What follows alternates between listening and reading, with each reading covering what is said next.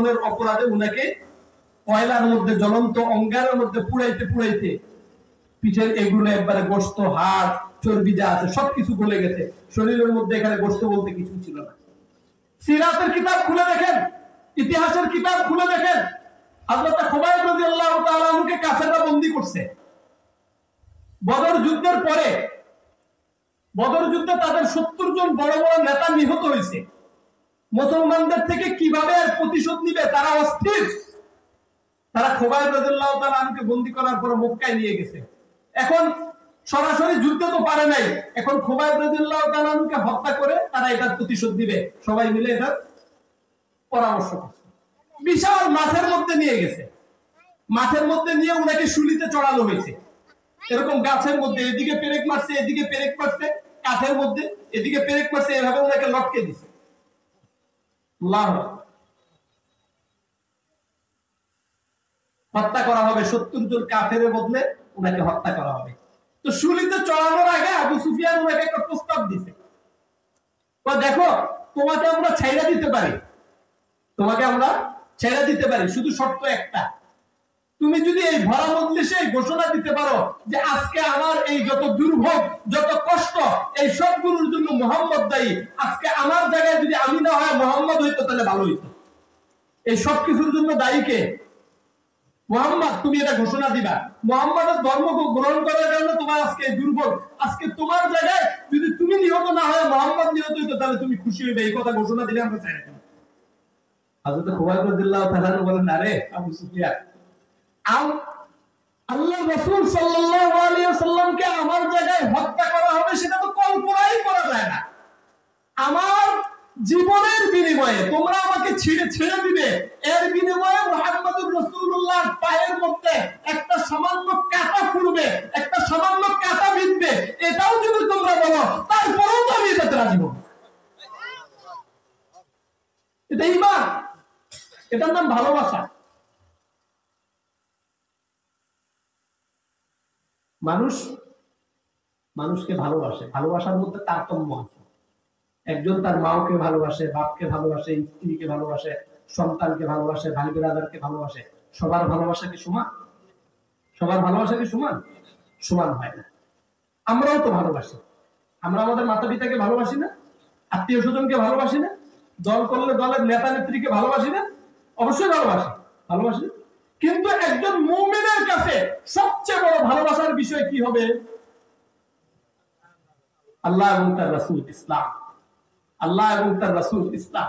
যদি খুব খেয়াল করে শুনেন, যদি এর ব্যতিক্রম হয় যে কোন এক বিষয়ে আমার ভালোবাসার মধ্যে দ্বন্দ্ব লাগছে, আমি কি আল্লাহ এবং তার রাসূলের দিকে যাব না আমার দলের দিকে যাব? আমি কি আল্লাহ এবং তার রাসূলের দিকে যাব না আমার ভাইয়ের দিকে যাব? দ্বন্দ্ব লাগছে, দ্বন্দ্ব লাগার পরে আমি আল্লাহ এবং তার রাসূলকে রেখে দিয়ে আমি যদি আমার আত্মীয় স্বজনের দিকে যাই, দলের দিকে যাই, ভাইয়ের দিকে যাই, তাহলে বুঝতে হবে আমি ওই যে ঈমানের কথা বলতেছি সেটা নাই। সেটা কি না? এটা আমি দাবিদার, বাস্তবে সেটা নাই, সেটা হারাই গেছে। এটা আমি মুখে দাবিদার, বাস্তবে সেটা। আমার ভালোবাসাটা আল্লাহ এবং তার রাসূলের চেয়ে অন্যদের জন্য যদি বেশি। হুজুর একটা কথা বলে গেছেন, ইউনূস সাহেব হুজুর, আমি আজকে যা ওয়াজ করি হুজুর সব কইরা ফেলাইছে, আমি একটু ব্যাখ্যা করি। হুজুর একটা কথা বলে গেছেন যে দেশের যে শুধু সম্পদ চুরি হয় এটা নয়, এখন ঈমান চুরির মহড়া চলতেছে, ঈমান চুরির ব্যবস্থা হয়ে গেছে। এই কথা বলছেন না? খুব হুঁশিয়ার, ঈমানকে ইবাদত করতে হবে। আল্লাহ রাসূল সাল্লাল্লাহু আলাইহি ওয়াসাল্লাম হাদিস শরীফের মধ্যে ইরশাদ করেছেন, এমন একটা সময় আসবে, এমন একটা যুগ আসবে যখন মানুষ সকালে মুমিন থাকবে, বিকালে কাফের হয়ে যাবে। বিকালে মুমিন থাকবে, সকালে কি হয়ে যাবে? কাফের হয়ে যাবে। তার মানে কি? একটা লোক সকালে লা ইলাহা ইল্লাল্লাহ মুহাম্মাদুর রাসূলুল্লাহ পড়তেছে, জিকির আজকার করতেছে, কিন্তু বিকালে এমন এক কথা বলে বসছে যেটার কারণে তার ঈমান নাই, যেটার কারণে তার, কিন্তু তার তো খবর নাই। আবার সকালে মসজিদে গেছে, আবার কালিমা পড়ছে, আবার ঈমান আনছে, আবার বিকালে আরেক কথা বলে বলছে, তার ঈমান শেষ। তার ঈমান কি হয়ে গেছে? খুব সাবধান। এই জন্য ঈমান কি জিনিস এটা একটু আমাদের ব্যাখ্যা বিশ্লেষণ করে বোঝার দরকার। ঈমান কারে কয়? ঈমান কারে কয় এটা যদি নাই জানি তো ঈমান রাখুন কেমনে? নামাজ কারে কয়? আল্লাহু আকবার বলে নিয়ত বাঁধা, রুকু করা, সেজদা করা, কেরাত পড়া, বৈঠক করা। আমরা জানি না নামাজ কাকে বলে? সবাই জানি না? নামাজ পড়তে হলে কি কি শর্ত জানি? ওযু করতে হবে, পাক হতে হবে, পবিত্র হতে হবে, জানি না? সবকিছু জানি, কিন্তু ঈমান কাকে বলে এই কথা যদি জিজ্ঞাসা করি, আজকে এই সমাজের 90 জন কোনো সঠিক উত্তর দিতে পারবো না। কোন আল্লাহরে বিশ্বাস করা ঈমান। কেউ যদি একটু বেশি করে করবো মুহাম্মদ নবীরে মাননের নাম ঈমান। হ্যাঁ, আর একটু বাড়ায় বুড়ায় কেউ কইতে পারলে আরো 2 জায়গায় কইতে পারবো না। আপনারা ছোটকালে বক্তব্যে পড়েছেন আমানতু বিল্লাহি ওয়া মালাইকাতিহি ওয়া কুতুবিহি ওয়া রুসুলিহি ওয়াল ইয়াউমিল আখির ওয়াল কদরি খাইরিহি ওয়া শাররিহি মিনাল্লাহি তাআলা ওয়াল বা'থি বা'দাল মাউত। পড়ছেন নি এটা? এটার নাম কি? ঈমানে মুফাসসাল। এই কালিমার মধ্যে 7টা জিনিসের কথা উল্লেখ আছে। 7টা জিনিস বিশ্বাস করার নাম ঈমান। এক নাম্বার হলো, এই আমার সাথে বলতে হবে, ঈমানের সবক পড়াইতাছি। কয়টা জিনিস বিশ্বাস করার নাম ঈমান? 7টা জিনিস বিশ্বাস করার নাম ঈমান। এক নাম্বার হলো আমানতু বিল্লাহ, আমি আল্লাহকে বিশ্বাস করি। কাকে? আল্লাহকে। 2 নম্বর ওয়া মালাইকাতিহি, আমি আল্লাহর ফেরেশতাদেরকে বিশ্বাস করি। ওয়া কুতুবিহি, আল্লাহর কিতাবকে বিশ্বাস করি। কয়টা হইলো? 3টা। ওয়া রুসুলিহি, আল্লাহর নবী রাসূলদেরকে বিশ্বাস করি। কয়টা? ওয়াল ইয়াউমিল আখির, পরকালকে বিশ্বাস করি। কয়টা? ওয়াল কদরি খাইরিহি ওয়া শাররিহি মিনাল্লাহি তাআলা, তাকদীর এবং ভাগ্যকে বিশ্বাস করি, এটা আল্লাহর পক্ষ থেকে। কার পক্ষ থেকে হয়? কয়টা হইলো? 6টা। ওয়াল বা'থি বা'দাল মাউত, মৃত্যুর পরে আমাকে আবার জিন্দা করা হবে। কয়টা হইলো? এই 7টা জিনিসের নাম ঈমান। ঈমান কয় জিনিসের নাম? 1 নাম্বার আল্লাহকে বিশ্বাস করা। বলেন 1 নাম্বার। 2 নাম্বার ফেরেশতাদেরকে বিশ্বাস করা। 2 নাম্বার। 3 নাম্বার আল্লাহর কিতাব সমূহকে বিশ্বাস করা। 3 নাম্বার।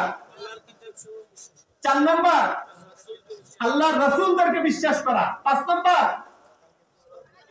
পরকালকে বিশ্বাস করা। 6 নাম্বার তাকদীর, ভাগ্যকে বিশ্বাস করা, এটা আল্লাহর পক্ষ থেকে। ভালো মন্দ এটা কার পক্ষ থেকে?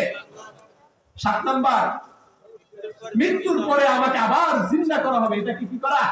বিশ্বাস করা। এই 7টা জিনিসের নাম কি? এখন যদি কোন নবাবজাদা এই কথা বলে, আমি আল্লাহকে মানি, রাসূলকে মানি, আল্লাহকে মানি, কিতাবকেও মানি, ফেরেশতাও মানি, কিন্তু মৃত্যুর পরে তো আল্লাহ আমাদের আবার জিন্দা করবে, এটা আমি মানি না। মরণের পরে মানুষ মাটি হয়ে যায়, হ্যাঁ, এটা হাড্ডি গুড্ডি কোনো খোঁজ খবর থাকে না, কি আবার মৃত্যুর পরে আল্লাহ জিন্দা করবে? সব মানে নামাজ পড়ে, রোজা করে, হজ করে, যাকাত দেয়, সব করে, কিন্তু কি করে না? মরণের পরে আবার জিন্দা হবে, এটা বিশ্বাস করে না। এই লোকটা কি মুমিন না কাফের? মুমিন না কাফের? একবারে সব মানে, নামাজ পড়ে, রোজা করে, হজ করে, যাকাত করে, সব কিছু করে, নবী মানে না।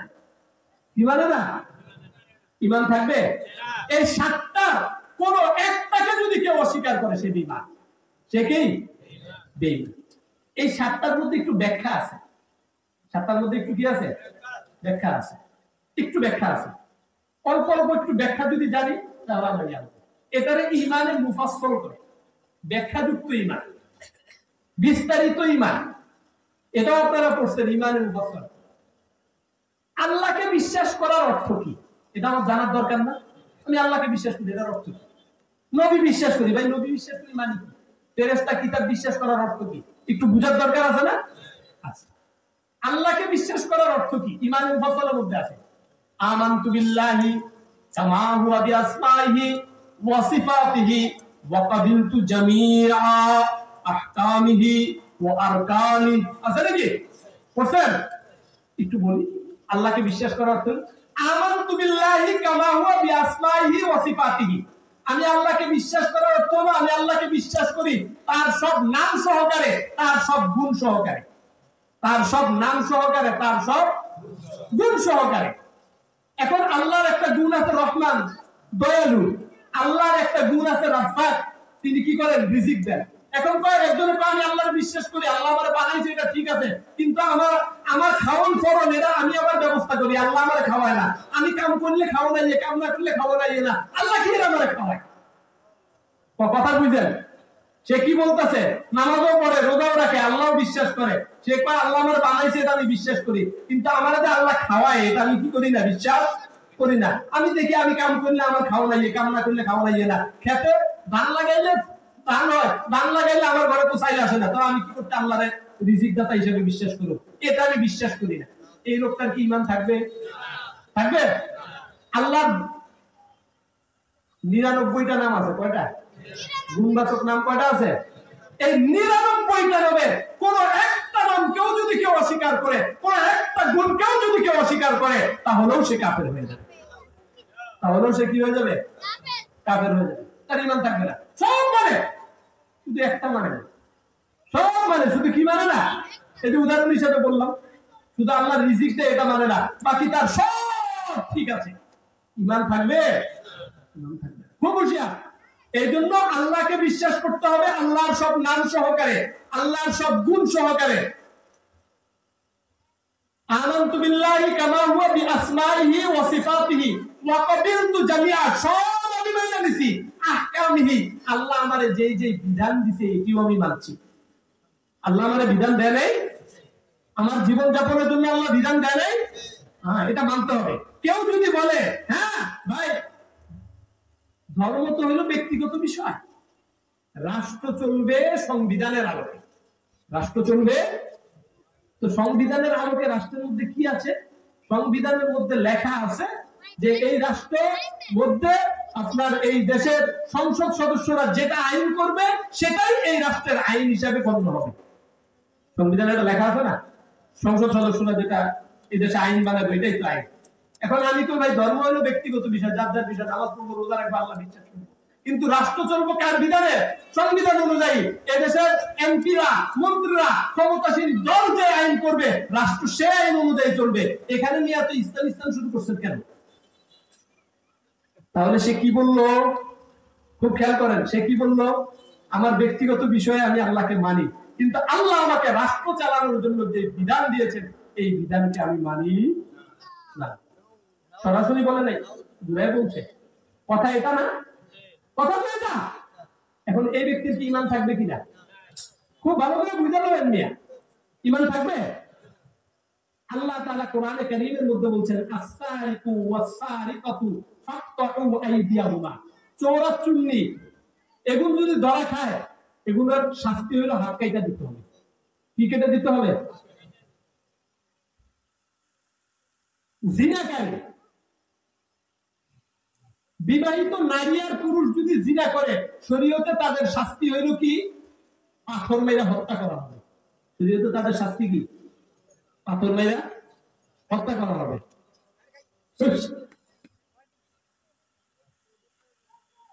ইসলাম ও শরীয়ত মুসলমানদের জন্য যাকাতকে নির্ধারণ করছে যে একজন দেশের নাগরিক সে যদি মুসলিম হয় তাহলে সে দেশকে দিবে যাকাত, আর যদি অমুসলিম হয় তাহলে সে দেশকে দিবে জিজিয়া।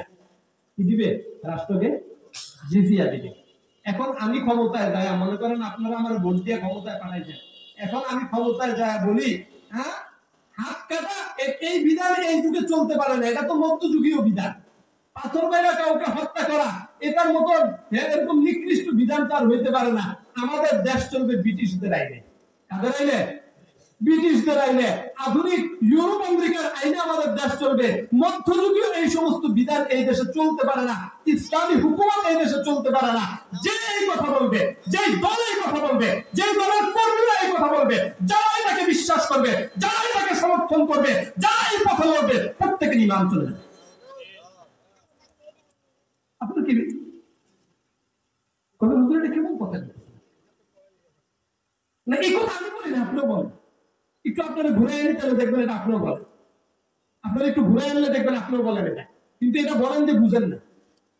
ওই যে বলছি না আমানতু বিল্লাহি ওয়া মালাইকাতিহি ওয়া কুতুবিহি, ঈমান কারে কয়? আল্লাহকে বিশ্বাস করা, ফেরেশতা বিশ্বাস করা, আল্লাহর কিতাবকে বিশ্বাস করা। এখন আল্লাহর কিতাবকে বিশ্বাস করার অর্থ কি? আল্লাহর কিতাবকে বিশ্বাস করার অর্থ হলো আল্লাহ তাওরাত, জাবুর, ইনজিল সহ যত কিতাব পাঠাইছেন সব ঠিক আছে, তবে মুহাম্মদুর রাসূলুল্লাহ আসার পর থেকে কিয়ামত পর্যন্ত একমাত্র শুধু কোরআনের বিধান চলবে। কার বিধান চলবে? এই কোরআনের 30 পারা 114টা সূরা, প্রত্যেকটা সূরা সত্য, প্রতিটা আয়াত সত্য। কেউ যদি কোন সূরাকে নিয়ে প্রশ্ন করে, কেউ যদি কোন আয়াতকে নিয়ে প্রশ্ন করে, কেউ যদি বলে আমি যে এই কোরআনের 6000 যে আয়াত আছে সব আয়াতকে মানি, শুধুমাত্র একটা আয়াতকে মানি না। কয়টা আয়াত মানি না? একটা আয়াতকে মানি না, সব আয়াতকে মানি, তার ঈমান থাকবে? এই আমি কইছি না আপনারা কইছেন? এখন না আপনারা কইছেন না? এখন আস-সারিকু ওয়াস-সারিকাতু ফাকতাউ আইদিয়াহুমা, এটা কি কোরআন শরীফের আয়াত নাকি না আমি বানাইছি? কোরআন শরীফের আয়াত না।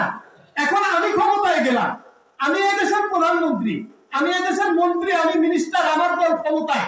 এখন আমি ক্ষমতায় যায়া চোরের শাস্তি কি দিচ্ছি সংসদে বসে, যে সে যদি চুরি করে 1 লাখ টাকা চুরি করলে 6 মাসের জেল, 2 লাখ টাকা চুরি করলে 12 মাসের জেল, সে যদি 10 কোটি টাকা চুরি করে 2 বছরের জেল।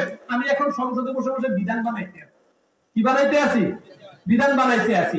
এখন আমার এই বিধানটা কি কোরআনের পক্ষে না বিপক্ষে? এখন কোরআনের বিপক্ষে যখন আমি এই দেশের ক্ষমতায় যে আইন বানাবো, আমার ঈমান থাকবে কি থাকবে না?